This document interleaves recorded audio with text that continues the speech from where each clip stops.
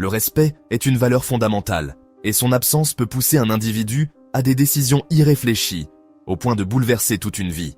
On entend souvent que les femmes seraient plus guidées par leurs émotions et les hommes par leur logique. Pourtant, face à un manque de respect, même les hommes les plus rationnels peuvent perdre leur sang-froid. Cela se manifeste clairement dans des situations courantes, comme un différend sur la route.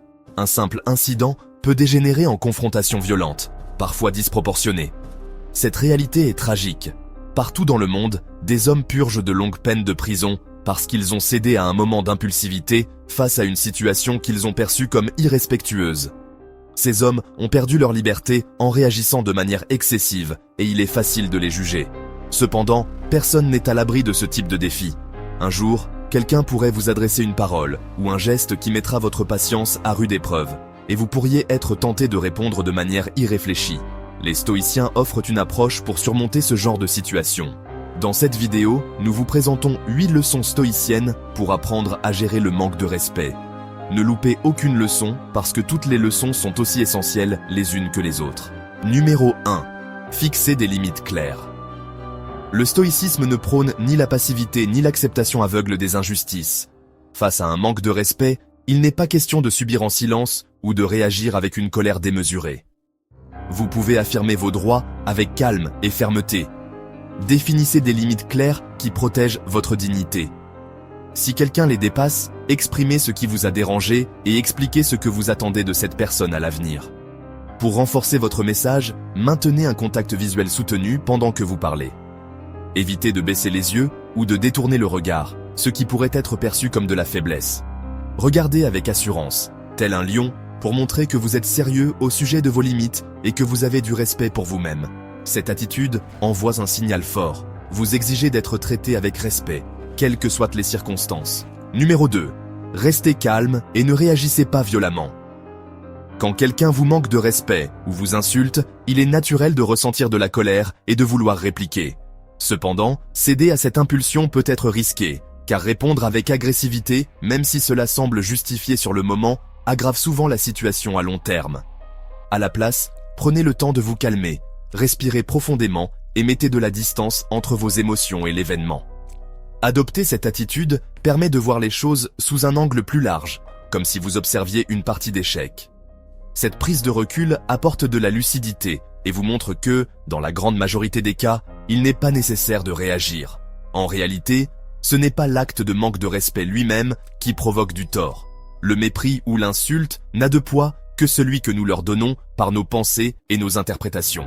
Ce sont elles qui déclenchent la douleur ou la colère.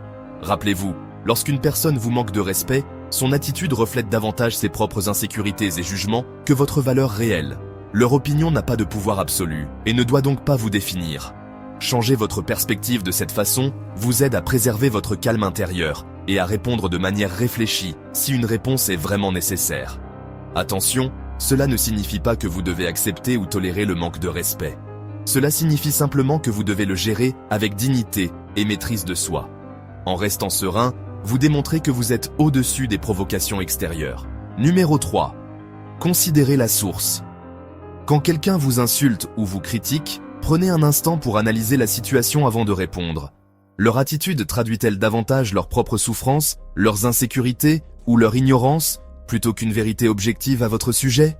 Souvent, ce que les autres pointent chez vous reflète les batailles qu'ils mènent en eux-mêmes. Apprenez à ne pas absorber ces critiques, laissez-les glisser comme de l'eau sur un rocher. Faites preuve de compassion, car il arrive que certaines personnes projettent leur mal-être sur les autres. Numéro 4. Utilisez l'humour. Répondre à l'irrespect avec humour est une technique subtile mais incroyablement efficace. Cela permet souvent de désamorcer une situation tendue avec une touche de légèreté. Imaginez qu'on vous manque de respect, et plutôt que de réagir par la colère ou la défensive, vous choisissez une approche décontractée en lançant une blague intelligente et bien placée. Ce simple geste transforme immédiatement l'énergie de l'échange. Bien souvent, la personne irrespectueuse se sentira déstabilisée, car votre réaction démontre que vous n'êtes pas affecté par ses propos et que vous n'alimentez pas le conflit. Utiliser l'humour révèle également une compréhension subtile des comportements humains. Les actes irrespectueux découlent souvent des insécurités ou frustrations de l'autre. Une réponse légère et surprenante peut briser cette dynamique et instaurer un nouveau ton dans la conversation. Cette approche met en avant votre intelligence émotionnelle et votre maîtrise de soi. En choisissant de répondre avec humour, vous montrez que vous êtes capable de surmonter la négativité tout en encourageant un climat plus apaisé. Attention, il ne s'agit pas de minimiser ou d'ignorer l'irrespect, mais de neutraliser l'agressivité tout en montrant que vous avez le contrôle. Cela souligne votre capacité à rester calme et à réagir de manière créative, même dans des situations délicates. Numéro 5. L'acceptation. Peu importe qui vous êtes, vous serez confronté au manque de respect tout au long de votre vie, de l'enfance à la vieillesse. Que vous soyez une personne bienveillante ou déterminée, personne n'échappe à ces situations. Pourquoi ? Parce que le manque de respect est une réalité inévitable de l'existence. Au lieu de le fuir ou de le nier, il est essentiel de l'accepter et de porter votre attention sur ce que vous pouvez contrôler. Ce qui compte vraiment, c'est la manière dont vous choisissez de réagir. C'est là que réside votre véritable force. Bien que vous ne puissiez pas influencer les comportements des autres, vous avez le pouvoir de décider de votre réponse face à l'irrespect. Cette prise de conscience vous libère des émotions inutiles comme la colère ou le ressentiment. En adoptant une approche stoïcienne, vous ne subissez pas passivement le manque de respect. Vous faites le choix actif de ne pas en être affecté. Cela vous permet de concentrer votre énergie sur ce qui a réellement de l'importance et sur les aspects de votre vie où vous pouvez avoir un impact positif. Les défis, y compris l'irrespect, ne sont pas des barrières insurmontables. Ils sont des occasions précieuses de développer votre résilience et de renforcer votre maîtrise de vous-même. Numéro 6. Pratiquez l'écoute active. Cela peut paraître surprenant, mais parfois, la meilleure manière de gérer un comportement irrespectueux est de prendre le temps d'écouter. Écoutez la personne qui manque de respect pour tenter de comprendre ses préoccupations ou ses frustrations. L'écoute active est une compétence puissante. Elle consiste à prêter attention, même si le ton ou les mots employés sont inappropriés. Plutôt que de réagir sur la défensive ou de couper court, ouvrez-vous à ce que la personne essaie de transmettre, même si cela est exprimé de manière maladroite ou irrespectueuse. En adoptant cette posture, vous montrez une volonté de voir au-delà des apparences et d'identifier les causes profondes du problème. L'écoute active vous permet de dépasser le manque de respect pour découvrir les véritables sources de mécontentement ou de tension. Cette démarche ne signifie pas excuser ou accepter un comportement irrespectueux. Elle repose sur une attitude de compréhension et d'empathie. En écoutant avec attention, vous démontrez que vous ne laissez pas l'attitude négative de l'autre dicter vos propres réactions.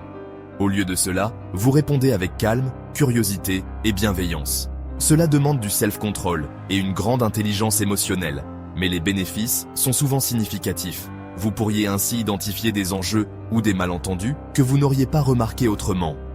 Gardez à l'esprit que, parfois, une personne peut avoir des raisons valables d'être contrariée, même si ses émotions affectent la manière dont elle exprime ses préoccupations. Sans même vous laisser le temps d'aimer cette vidéo, passons au point suivant. Numéro 7. Réfléchissez à vous-même.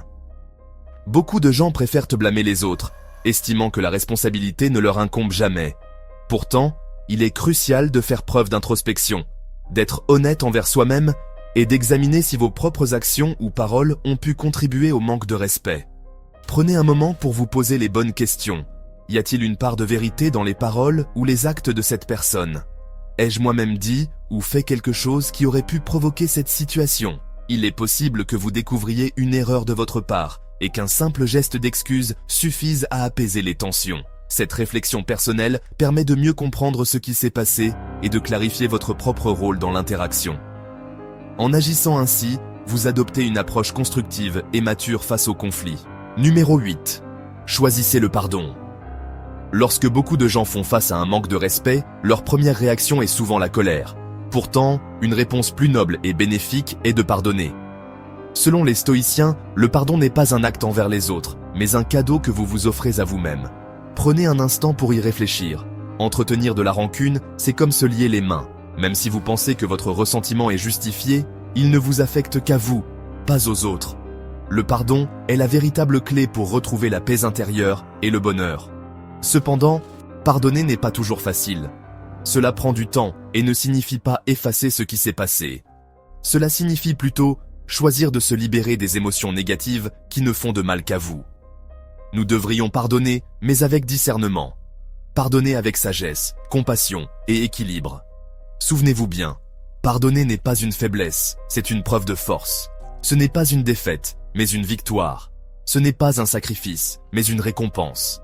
Le pardon est un acte de soin personnel et un véritable moteur de croissance. Et si vous souhaitez continuer, cliquez sur le contenu suggéré pour plus de vidéos. À très bientôt.